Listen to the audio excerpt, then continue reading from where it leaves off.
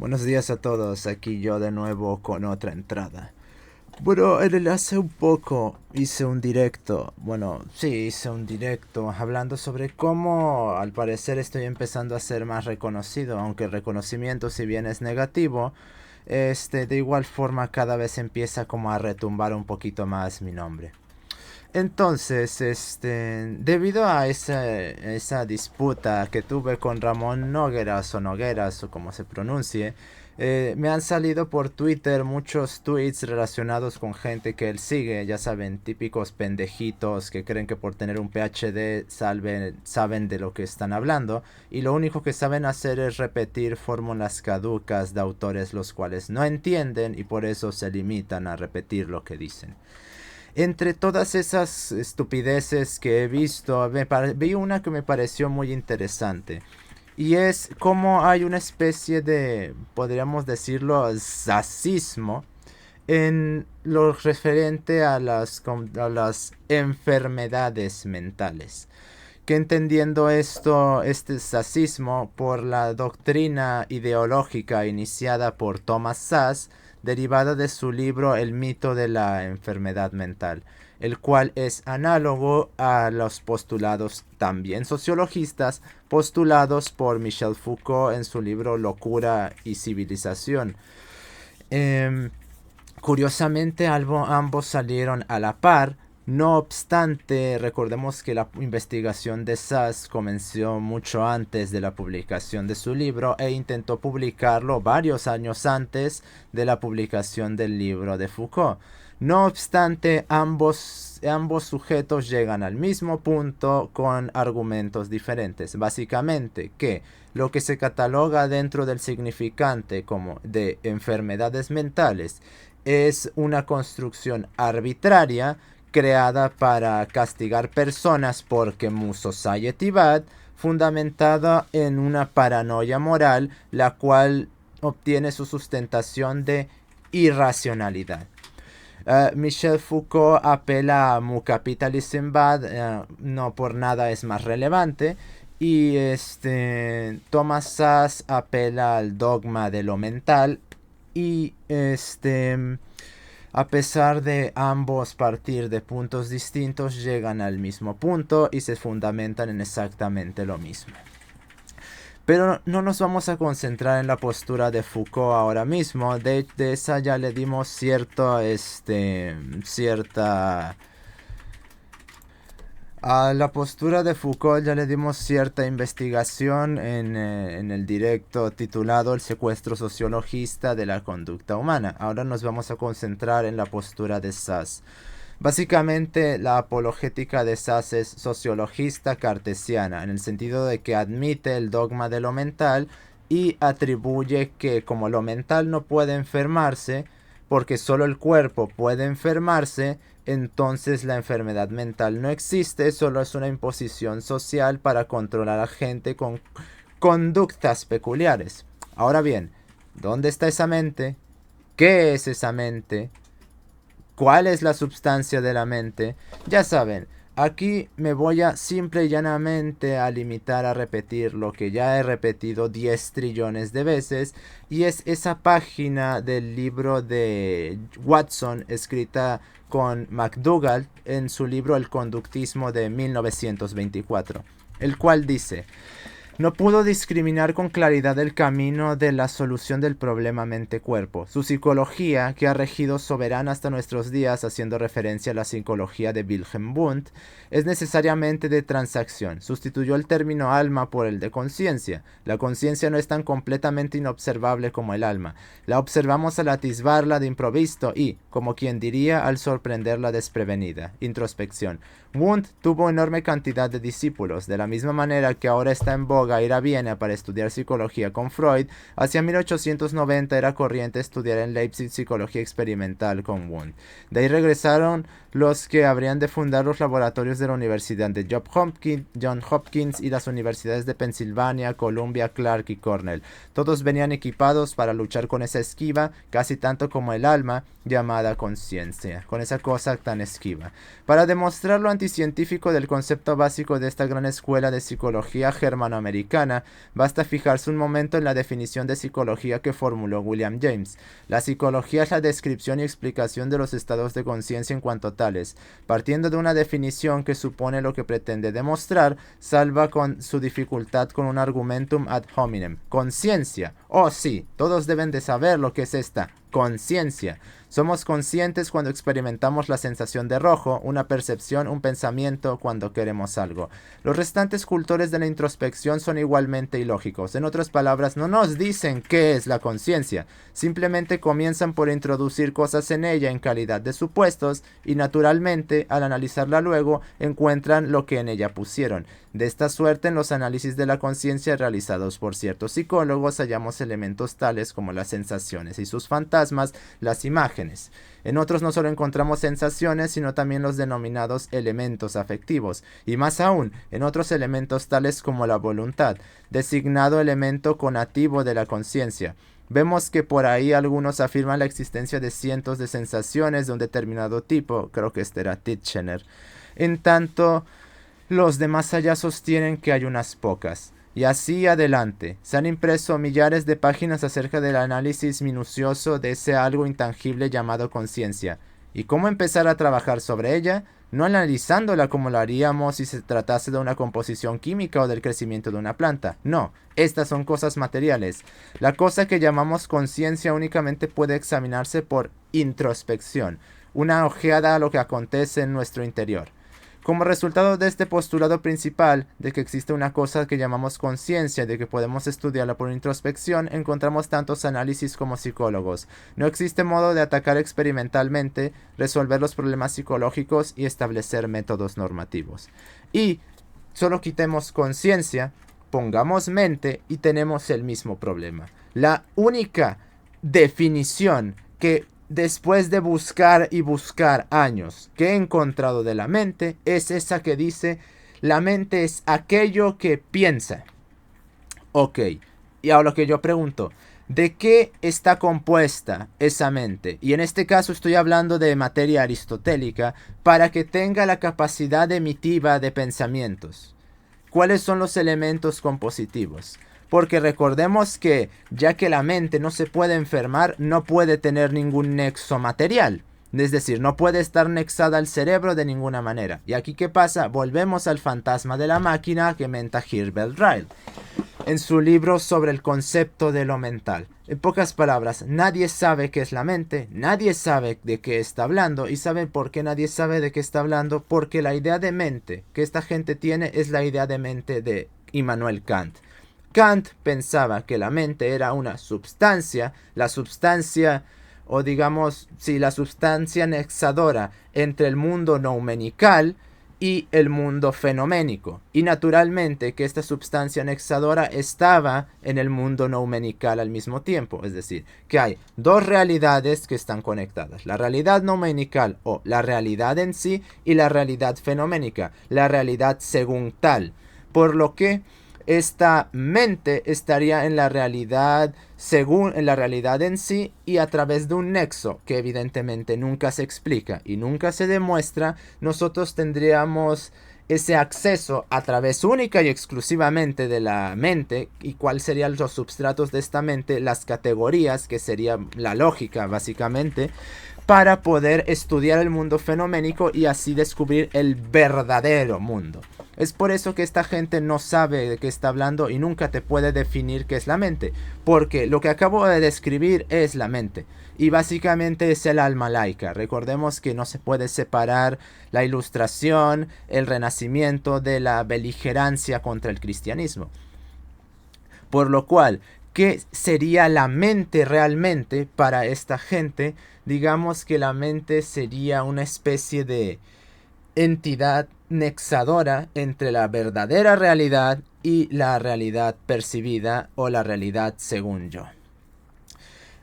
Que no dista en nada esta definición de cuestiones como el alma plotiniana o incluso el alma platónica. El alma aristotélica no entraría dentro de esta definición. Por lo cual, al considerar al alma como una especie de entidad presente en otra realidad, así nos salvamos de decir cualquier cosa sobre ella o de sustentar cualquier cosa que implique esta realidad. porque como opera en otra realidad, y esa realidad es inventada a capricho, casi como si se tratase de una novela, le atribuimos nosotros las reglas que nos dé la gana y decimos que opera según nos dé la gana. Y lo mejor del paquete todavía, no tenemos que demostrarlo. Al momento en el cual alguien nos diga que demuestre lo que estamos diciendo, simplemente tenemos que gritar cientificismo y ya con eso nos salvamos de dar argumentación de cualquier cosa que nosotros tengamos que decir. La idea de lo mental, o habría que llamar ya la ideología de lo mental, no ya el concepto de lo mental, es básicamente una argumentación que impide cualquier crítica y que impide no solo ya cualquier crítica, sino cualquier demostración.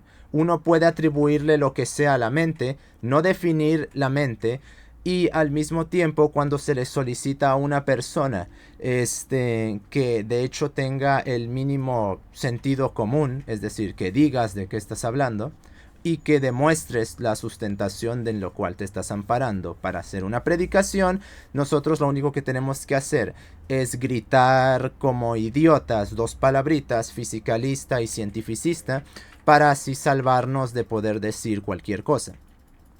Porque en esto se ha movido todo el debate de la filosofía de la mente, en gente que hipostatiza una entidad que funge como substancia nexadora de otra realidad, no se demuestra esa otra realidad y llamemos con 2 o 3 adjetivos a las personas que de hecho les están pidiendo que tengan rigurosidad.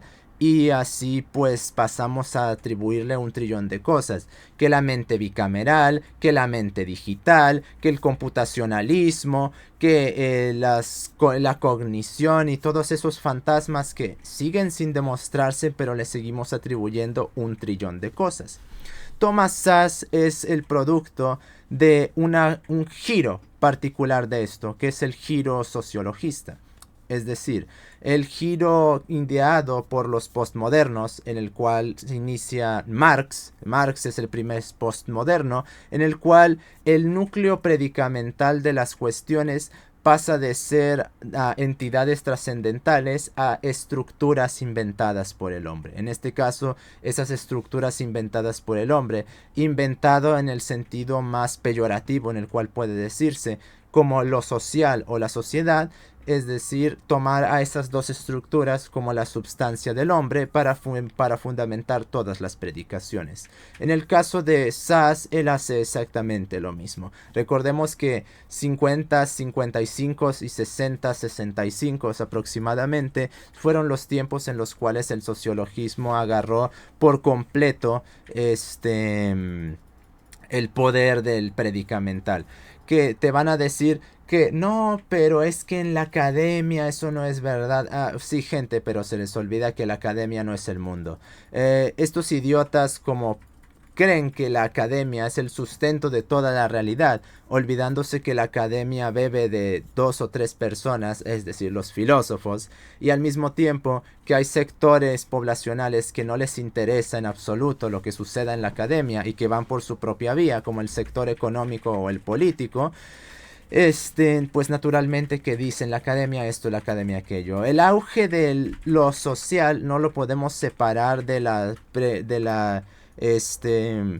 influencia que tuvo Edward Bernays junto con Sigmund Freud y el psicoanálisis y Anna Freud en la intromisión y el desarrollo de la propaganda para la manipulación de masas. Tampoco podemos separar a la psicología social de gente como Walter Lippmann, por ejemplo, de esto.